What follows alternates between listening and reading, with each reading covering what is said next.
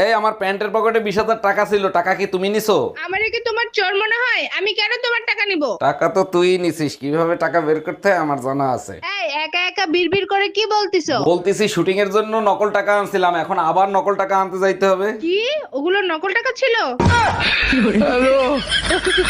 অরুণ ভাই, বাসর ঘরে ভাবির কথা শুনে নাকি আপনি ভয় পাইছিলেন? আর বললেন না ভাবি, আমি প্রার্থনা করলাম, হে আল্লাহ আমারে তুমি শান্তির রাস্তা দেখাই দিও। খুব সুন্দর কথা বলছেন, তারপরে ভাবি কি বলল? আপনার ভাবি বলে শান্তির রাস্তা আমি দেখাই দেবো, ঘাম ধরা কষ্ট তোমার করতে হবে।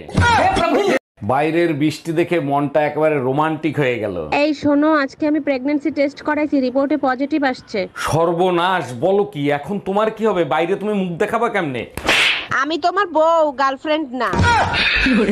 তোমার হাত কটা? দুটো। তোমার পা কটা? দুটো। তোমার চোখ কটা? দুটো। তোমার কান কটা? দুটো। তোমার বউ কটা? দুটো। কোন ক্লাসে পড়ো ভাই তুমি? আমি পড়াশোনা করি না। তুমি জানো তো কবিগুরু বলেছে পড়াশোনা করে যে গাড়ি ঘোড়া চড়েছে। আর সেই জন্য তো আমি পড়ি না, কারণ গাড়িতে চাপলাই আমার বমি হয়ে যায়। কোন ক্লাসে পড়ো? আরে ভাবি, এটা তো অনেক সহজ কাজ, এইটা পারতেছেন না?